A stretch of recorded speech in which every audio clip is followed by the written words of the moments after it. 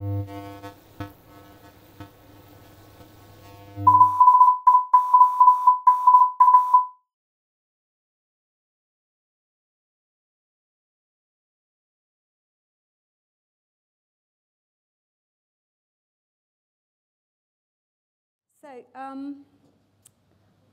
I've got notes here, but then it's useful so that I don't go everywhere and I just focus. So I will introduce the idea of the indisciplinary and in relation to the project rockfluid. Can you hear me? It feels like it comes and goes. Rockfluid, which was created in collaboration with the Faculty of Experimental Psychology in Cambridge, and it's been going on for 5 years, and it will kind of finish in March with the final project. I'm not going to talk about this final project because I felt it, well, it's not yet there, so I'll talk about some of my current project which feeds into these, and that's why I thought I will do something useful today for me, which is get some of your feedback maybe on what we'll do together. So the idea of disruption is very interesting for me in terms of in processes of memorization and in the function of participatory approaches, in terms of interruptions in experience in place, and in understanding the division of subjects of knowledge. So what I will do later on, I will draw on a couple of recent works that are linked to one another to actually possibly also relate to the previous presentation. And I was very happy to kind of find some links. And effectively, we actually found a link with a philosopher or a psychologist we both really like, which is great. What I would like to do is to start with an exercise. But again, you don't have to do it if you don't want to. So the very simple thing is I want to explain, obviously, the background to what we do. Otherwise, it just completely ruin the whole thing. So I'm just going to give you some activity. That's very general, isn't it? So I give you little pieces of paper, okay, and I'll tell you what to do. Can you maybe kind of give them around? You can all do these, and then if you don't want to stand up from your chair later on, you can avoid that. So, but this bit, it's easy for everybody, I think, to do. There. Thank you, that's great. Cool. Okay. I don't have pencils or pens. Can you please use your own? Do you have one? Thank you.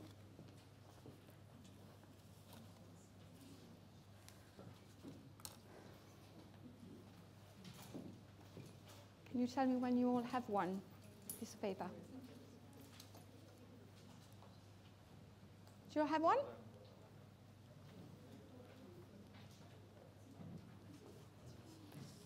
Okay, here is the task for you. Think and write, draw a map of your earlier engagement of space in this place, focusing on a possible pattern of movement and rest. See?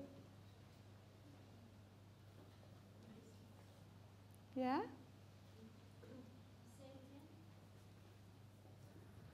Think and write, or draw, a map of your earlier engagement of space in this place, focusing on a possible pattern of movement and rest.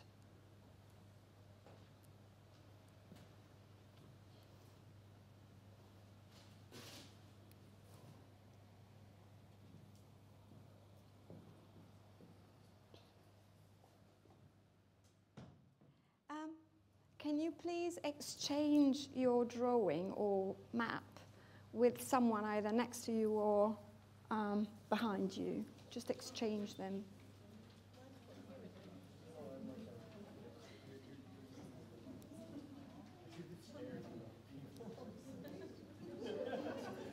Okay, I'm glad you're laughing. So, why is it funny then? So what's the first thing you're noticing? How different is the way other people are actually doing that? Is that right? It's a different way of visualizing thought, using, yeah. Okay, now, can I have, I just wanted to do something with it though, because what this is now is actually effectively a map for something that happened before, but I would like you to interpret it, okay? So I can do it if you give me one, but I wanted to have someone who might want to interpret it. So for instance, if you, shall I give you an example? I'm not sure I want to, but okay, this is lovely. That's quite clear, isn't it? Yeah, can you interpret it for me? Go on. So I'm interpreting. Yeah, cool. Oh, where's she going? Is she actually going? Okay. They were leaving us.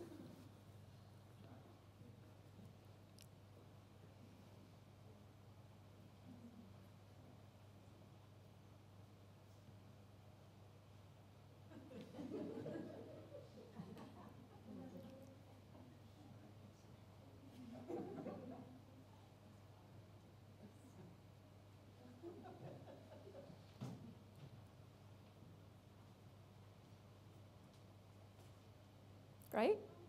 Thank you. Anybody else? Let's see.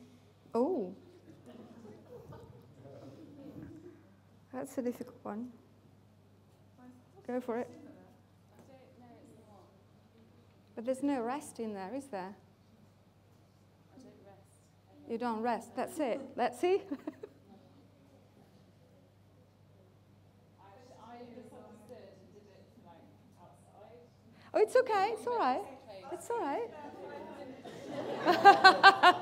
That's okay. That's all right. That's fine. Okay, my interpretation Go for it. is kind of fluid back and forth around the bar. I'm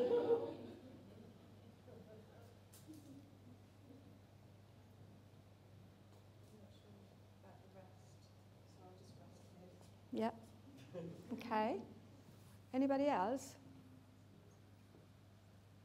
Let's see. Oh, that's done by little squares.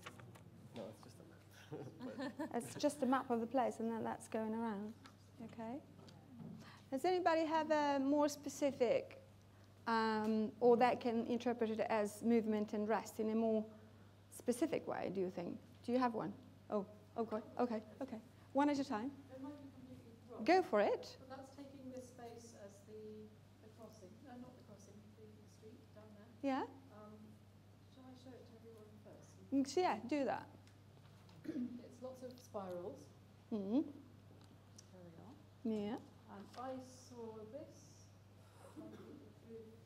as lots of people flowing into the building and into the cafe. Actually, you see this central spiral there, kind of hub with lots of little ones as satellites for it, and then moving. There's the cafe. Here we are. We're all firing off each other, sharing ideas. Whoever did this, I think I'm completely mad. It's probably completely wrong. Who knows? And then a very singular focus over in the lecture theatres, and another very singular theatre in the workshops. Back. So I apologise if I got it completely wrong. But that's how I read it. Great. Cool. And we do another one, a last one. Who wants to do? Yeah, go for it. Yeah, because I thought an interesting one. It doesn't look like a map. It's just two people, and they're kind of dancing. Like Oh, that's cool. Are they resting together, or what's going on I think there? it's just one person, but like he's kind of like resting, and then he's dancing, and then he's resting, and then he's dancing. That's good. Yeah, that's very good. Yeah. Anybody who's desperate to maybe show us a different one, or no? Okay. Right. So I'm not going to explain what this is, because it would then spoil the rest of the presentation. So I'm going to go through the presentation, and I'll be very happy to then get some questions and relate what I will say until the end, and then in relation to these. So let's see if I can make sense of it all. So discussion and collection of reactions as words, we'll do this later, because I think you've been saying a few things now, and we'll focus on that later on. So I'm going to give a bit of a background to the couple of pieces I'm going to talk about. And this is a very old piece I did, but makes sense again within today's discussion. So the dialogic, performative, and pre-linguistic is grounded in an overarching phenomenological approach adopted in my art research, more specifically in rockfluid that I mentioned before, which is now an umbrella project. So it developed as a residency at the Faculty of Experimental Psychology in Cambridge, as I said before, where I was working with a professor of psychology, of experimental psychology, whose work was on memory. And rockfluid is really a project that deals with the relationship between memory, presentness, and place. In particular, the reciprocity in the live encounter of artists and participants is underpinned by perceptual dynamics based on Merleau-Ponty, and is at the basis of my current participatory strategies to address the ontology of the participants' input as embedded knowledge and contribute to the creative process. So this is grounded in works such as these. I mean, that's why I just sort of got these out again, because it was kind of the beginning of my understanding of artists and participants and how their input was becoming so important in the meaning making in the work. These encounters are in more recent works in rockfluid, though, the encounters are mostly site-specific and meaningful to specific locations while interfering with forms of fluid communicative memory and to contribute to the construction of cultural memory. These public, literal, in brackets, after Grant Kester, engagements take place in contexts within shifting boundaries of knowledges. The meaning is located among the subjects involved, artists, participants, and collaborators. The word literal, coming from geography to mean territories, also indicates the interdisciplinary nature of my approach. And this is adopted to indicate a way to escape to the categorization of stable contexts while resisting the traditional division of subjects-based knowledge production. Indisciplinary is a term used by Rancière to mean it is not only a matter of going besides these disciplines, but of breaking them. So more specifically, when he was asked, would it be right to suggest that your work is not so much interdisciplinary as adisciplinary, he responded, neither. It is indisciplinary.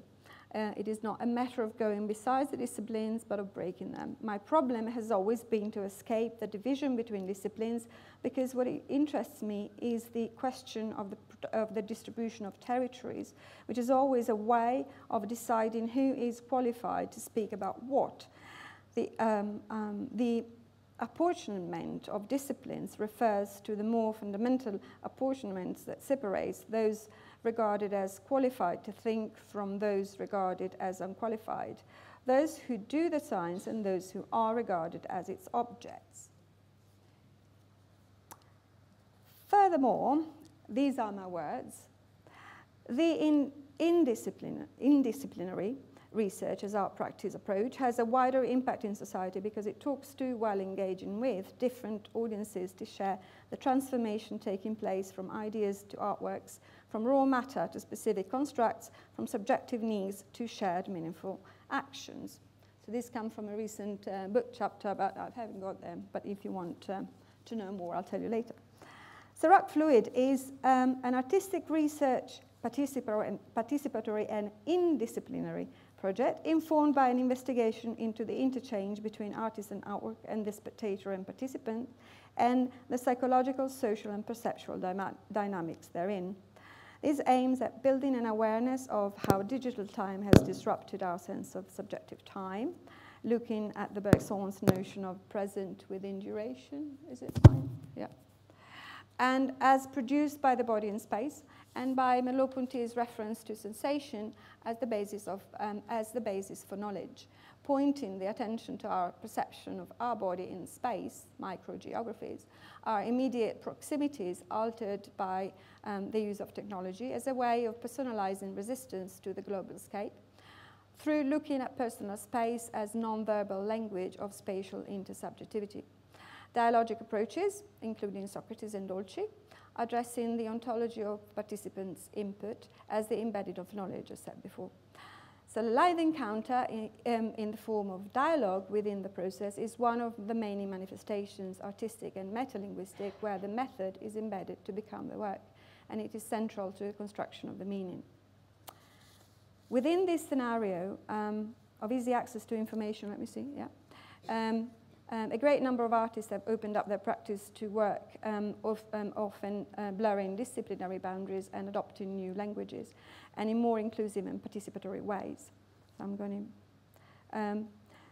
in my recent projects encompassing site-specific interventions, academic presentations, and workshops, I consider the relationship between memory, the present, and place as seen from an interdisciplinary perspective where art breaks through psychology, philosophy, and sociology, as well as a response to our technology field life. Furthermore, the different stages of my creative research process are shared with the collaborators, participants, and audiences to allow for their input to influence my work and shape its further developments. This is a multifaceted approach, is regarded as research as art practice.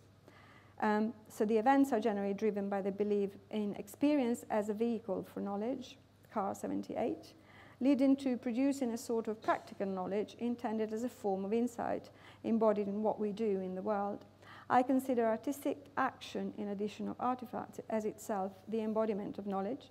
In the process of meaning-making, a transformation takes place. Artists and spectators are both involved in these during their encounter with or in the work. I have described this process before as fruition. The sharing of these aspects in the creative process in participatory projects and dialogic practices allows the public input into new contexts for embedded and shared knowledge. Okay, so Spacious, that's the title of this piece, aimed at creating the physical and psychological conditions to enhance an awareness of the illusory nature of the perception and memorization of time and space in the present. Through a strategy of spatial relations of body, I devised a participatory and performative activity for 5 people. This was based on the observation that the body experiences time and space while moving through and in space since before we learn to speak. In this sense, we build our spatial relations with the world and others through our body first before language develops. This piece is underpinned by elements of cognitive psychology and philosophy, and in particular, the memory-time-perception relation, including the definition of specious present, which is a present moment in which perception and memory are indistinguishable from each other, by William James. And I think that this is also a question I wanted to ask our previous speaker about the definition of that moment of being both in the present of the making and in the recent past, that there was a kind of a relation here, I think. Where am I? Yeah. The notion of present within duration, Bergson, and the notion of practognosia, experience of movement as regional and perhaps primary, by Merleau-Ponty. Spacious is performed through stages on an horizontally pivoted platform which interferes with our experience in the actual, and which prompts the participants to react by establishing physical and social relations in space with each other. The dynamics that took place among people on the unstable platform included pulling each other as they are joined together with elastic string, avoiding each other as they walk on a marked path, and balancing each other. Most of these happen with a very few or no words exchanged, mainly through looking, moving arms, and gripping. A pre-linguistic communication system was established. While restaging this work, I became more interested in how the social and cognitive dynamics among the participants on the platform translated into different movements and shaped in the defined place. I then started investigating different related strategy through dialogic site-specific interventions based on aspects of this work. Okay. So that's the element that was producing the imbalance under the platform.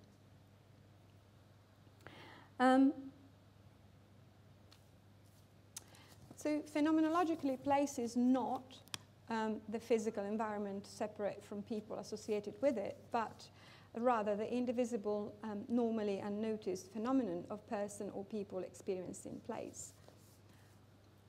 David Seaman is an environmental psychologist, and that's where my current interest lays.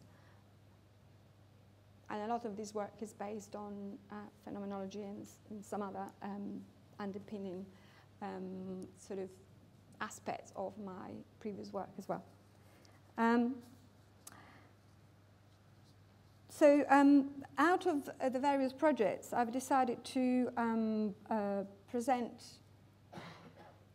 Lived Dialectics, Movement and Rest, where movement and rest are in fact aspect of the theory of attachment to place, which comes from environmental psychology. So this is a piece I produced during a residency at the Museum Quarter in Vienna during the summer, and I will sort of describe and show a documentation of one part of the two parts that that this project is made of. So it's based on this is a site-responsive drawing. Which I gave the participants so they could devise a way to navigate across the space considering those set points. And these were in turn based on marks that were already present on the ground. There's a long story behind that I didn't know about, but that I was made aware of when the performance was taking place. So basically, the square is one of the squares within the Museum Quarter and is actually just opposite the center for the Austrian Center for Architecture. And apparently they had an exhibition there where they had a massive map stuck to the ground of the city, and which left some mark when they took it up, because Vienna gets really warm in the summer, I know. And so then they decided, after a lot of discussions, to actually put them back or do something in order to sort of to patch up those marks. And the way they patched them up, they in fact made them even more visible. And for me, it was a beautiful drawing because it was quite geometrical, because they used this grid to attach the map to the ground.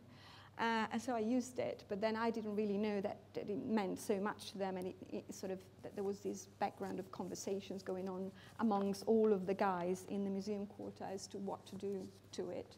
And so what came out was, for me, what for me was an abstract way of engaging and navigating space, in a space that was quite sort of contained, but then it was obviously not just that, and it had a whole story behind it. A pre-reflexive corporal awareness manifested through everyday gestures and behavior, and typically in sync with the spatial and physical environment in which the action unfolds. Bodily routines as contributing to the lived dimensions of place, including attachment grounded in habitual regularity. The simple act of walking with its movement and rest patterns. That's again David Seaman. So I'm going to show a little bit of that, if I can. otherwise.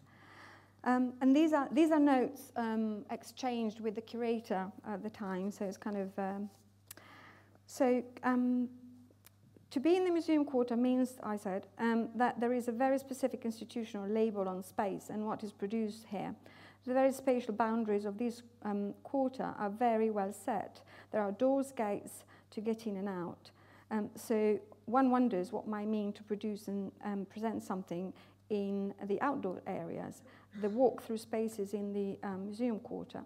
Would this intervention be public? I started thinking about the physicality, the practicing body, which contributes to space and its physical appearance and its physical practices in space, which Lefebvre defines as perceived space. We contribute to the production of space by perceiving an active practice in time and space, whether we are sitting silently on a bench or we commute on bikes. But we are rarely aware of it.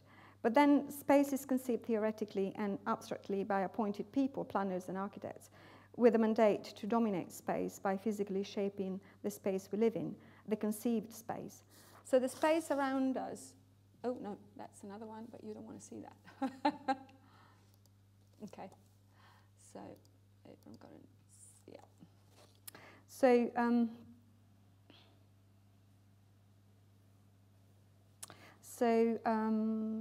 No matter, around us, no matter whether it's defined as public or not, is constrained, and we respond to it accordingly.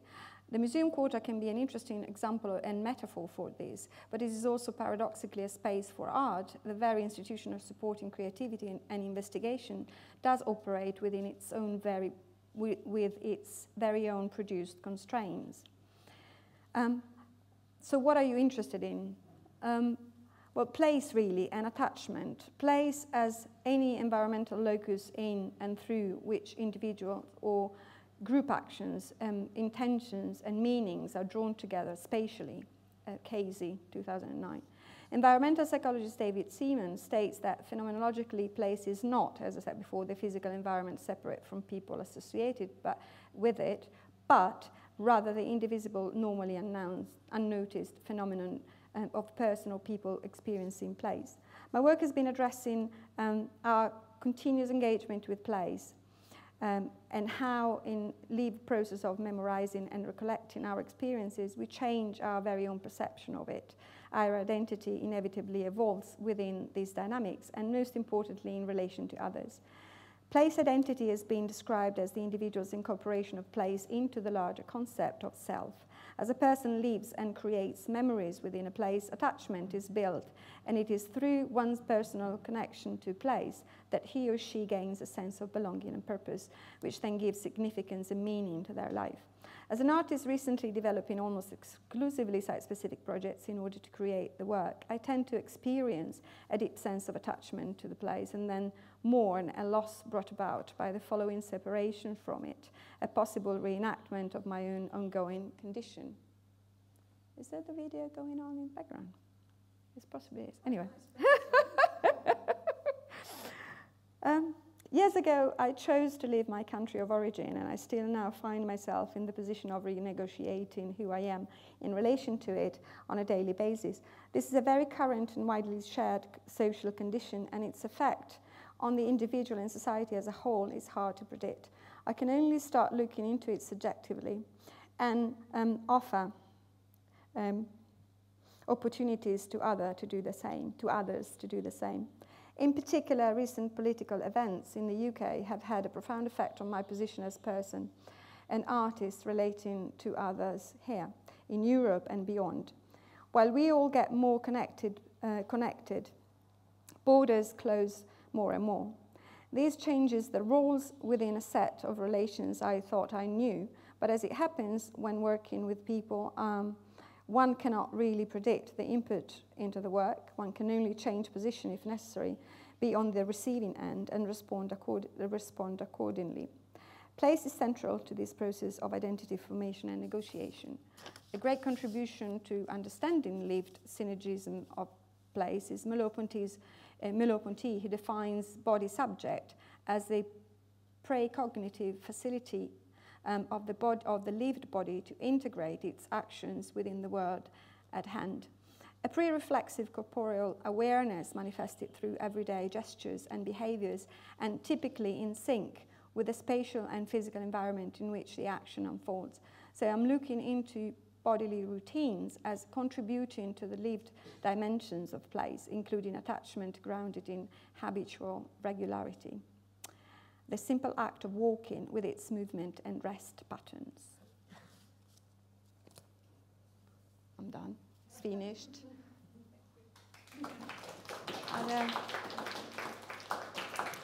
So one thing before we questions, but I just wanted to, this is the second part of the same, and it will be presented in London on the 1st of December as part of the nunnery program of events. June, the nunnery gallery, you know where it is. So that's that. And when did you say that was December? The 1st of December. 1st of December. That's, yeah. Okay, thank you. I've got quite a lot of questions, but I'll just keep it to one or two at the moment. So I'm interested in this, the element of participation and performance and public, because so I've got lots of questions about what is the kind of engagement or the recruitment of participants. So you made it clear that these weren't performers, they were participants. Yeah. So it's interesting, what is the recruitment process for particular projects? And then the other part of that question is about the inherent nature that participation becomes performance when in public. So they were performers because there were people passing by. They became kind of aware and kind of those sorts of transitions from one state to another. If you could respond to that. Yeah, I mean, performers.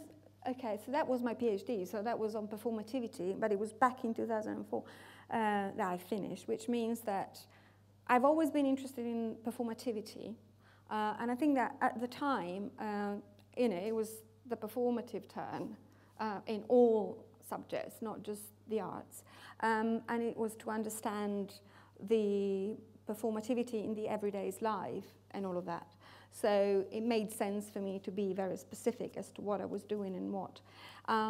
But then I started to have a problem with my own image to be like at the center of, like I'm now, but that's a different thing, I suppose, to be performing myself and that element of me being there and the public's being there. So I've always tried to, even when I was performing, I always tried to, because I was doing a sort of video live installation, so I was trying to get audiences becoming part of the work. And my postdoc was in fact about processes of memorization of the live event through video produced live and shown live. This was 2004. There wasn't Facebook at the time, so it was a very different context.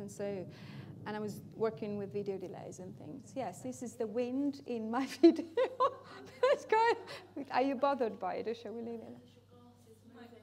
Oh, is it? Okay, it's not the wind. Okay, thank you. Yeah, that's quite right. And what's your role?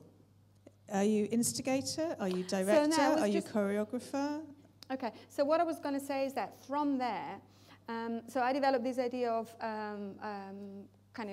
so I was using video cameras to get the audiences as part of the work, Okay, so so I thought about it quite a lot in terms of, where I am, and am I kind of making up the story that I really don't want to be at the center of attention, or what's going on there? So, I mean, the honest answer to that is that as an artist, I do design a situation within which I leave a gap, and the gap is a gap that is actually fairly important for the work to actually happen in the end, and it's the solution to the work. Okay, so, and I've always done that, and since I was I was doing my BAs. I mean, I was just talking earlier that I did that in Italy, and part of the training there is that you have to do a fair amount of psychology or perception or visual perception as part of your training since actually high school.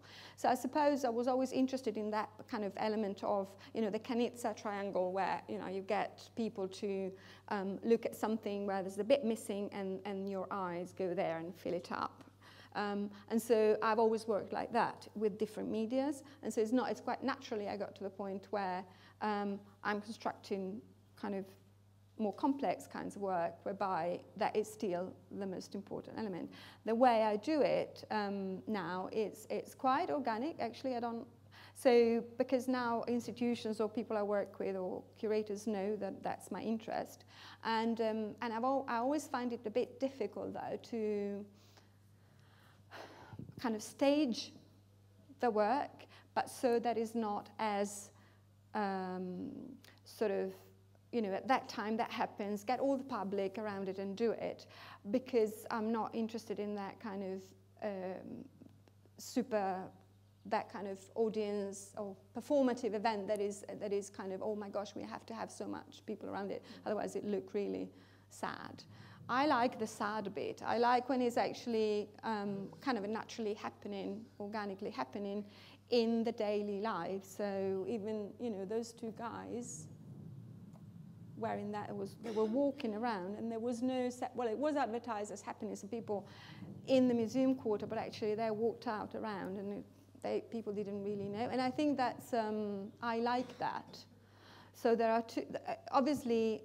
Does that become part of the work and the extension, that people can encounter this happening and choose to interact or observe or ignore? Yeah, people will go touch it, or they would just say, oh, this is mad, or whatever.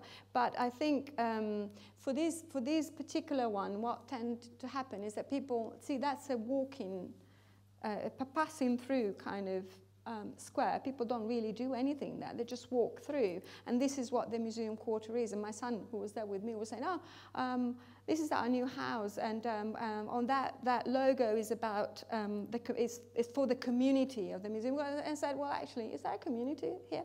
And I said, oh, no, not really, because people just walk by, just pass by, which is true. So to do something like that means also to make place, and produce that space and make it become a place, so that people actually stop there and watch, even if it's for 2 minutes and then they go. Well, that's for that particular piece. But in terms of these guys, they were students as much as others who I got involved, who are kind of interested in the arts, but they're architecture students, actually, these guys. So they were very methodical in the way they worked out what to do with the drawing and the space, and I just let them do it. And then I learn myself what they do with how they represent space and how they navigate it with what I give them. It's like a two-way thing. So like when I did the spacious one, which was done in different places, like was done at the Science Festival, was done in art galleries, in conferences, was done in very different contexts with different audiences and participants. And it was interpreted very differently. So some, in the scientific context, they thought I was doing psychological experiments, but because then I would ask them to write down the shape. There were things that I would do with them, just like now, but essentially what tends to happen there is that people are asked to walk on that particular shape that is drawn in a very, very, very slowly. What tends to happen is that everybody watching will actually get into, were drawn into the experience of these guys on the platform. So it was kind of a shared experience. So that's what I'm trying to do, actually. I'm kind of I'm offering experiences. I'm offering ways of experiencing this. Yeah, that's more or less, yeah. Just as an incidental before I open up, have you seen the performance architecture piece, which is about balance? Yeah. Which is the house on a pivot, and two people living at either end. Yeah. And so when one person moves, it shifts the whole house, the platform. Has people seen that? When was that? I saw it on Facebook the other day. Yeah. I don't know who the reference is, but it's a kind of performance architecture piece in the middle of a field, but it's it's very long, two halves of a house on a pivot. Well, things were done, Robert Morris, it's been done quite a lot in terms of, this dynamic thing. Any questions or comments from the floor? Yes, we have one here, then one there. Let's just see how many we've got. How many 3. Okay, so we'll go 1, 2, 3. Thanks. Yes, I'd just like to respond to the notion of rest as it applies to the drawing that I held up and walked through half an hour ago or so. It occurred to me during your talk and during that interpretation of the drawing that I was thinking in terms of the lecture theatre and the workshops where, in a sense, a student is assuming a performative role, just as the teachers are doing the same.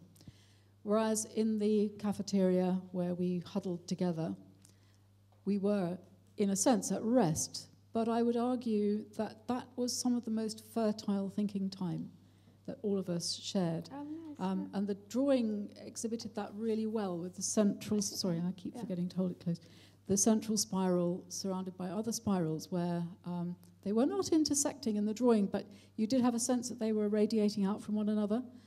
I don't quite know how this fits into your theory, but I like the idea of rest as a very fertile moment, especially if it's shared. Yeah. That's all I'm saying. Oh, no, that's a very nice one, yeah.